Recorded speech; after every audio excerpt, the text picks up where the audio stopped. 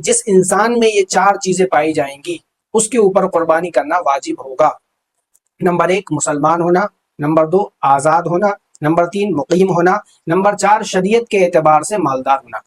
اب مسلمان ہونا ہم سمجھتے ہیں، آزاد ہونا ہمیں سمجھ میں آتا ہے، مقیم ہونا بھی ہمیں سمجھ میں آتا ہے،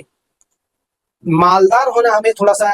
ایسا محسوس ہوتا ہے کہ شریعت کن انسان کو مالدار کہتی ہے، انسان کے پاس کتنی رقم ہو جس کے بعد شریعت اسے مالدار کہتی ہے اور اس پر قربانی کو واجب کرتی ہے۔ 5 چیزیں شریعت کے اندر ایسا مال ہے جو مال کے قربانی کو واجب کرتا ہے۔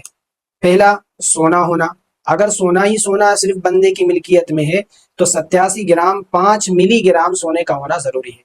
اگر اتنا سونا نہیں ہے، اس سے کم ہے، 87 گرام نہیں ہے، 86 گرام ہے، تو پھر بندے یا بندی کے اوپر قربانی واجب نہیں ہوتی، صرف سونا ہی سونا اس کے پاس اگر موجود ہے تو۔ اور اگر 86 گرام سونا ہے اور اس کے ساتھ کچھ چاندی بھی ملی ہوئی ہے، کچھ رقم بھی ہے، کچھ سامان تجارت یعنی ایسی چیزیں بھی ہیں جن کو ہم نے خریدا ہی اس نیت سے تھا کہ ان کو بیچ دیں گے، یا ضروریات زندگی سے زائد کچھ سامان ہمارے پاس ہے، جیسے کہ کوئی پلاٹ پٹک کے رکھا ہے، گھر وہ ہے ہمارے پاس جس کے اندر ہم رہتے ہیں، اس کے علاوہ بھی کوئی پلاٹ کوئی گھر ہے،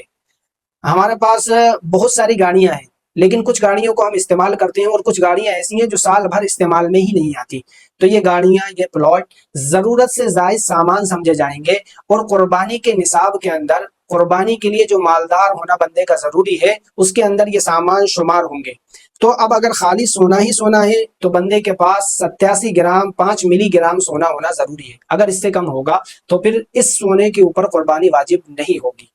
ہاں کچھ سونا ہے، کچھ چاندی ہے، کچھ نقدی رقم ہے، یا کچھ سامان تجارت ہے، یا کچھ ضروریات زندگی سے زائد سامان اس کے پاس ہے، تو اب ان 5 چیزوں کو کاؤنٹ کیا جائے گا، اور کاؤنٹ کرنے کے بعد اگر ان 5 چیزوں کی قیمت، یا 5 چیزیں نہیں ہیں 4 چیزیں ہیں، تو پھر ان 4 چیزوں کی قیمت، یا 4 نہیں ہے بلکہ 3 ہے تو ان تینوں چیزوں کی قیمت، یا 3 نہیں ہے بلکہ 2 ہیں تو پھر ان دونوں چیزوں کی قیمت کو کاؤنٹ کر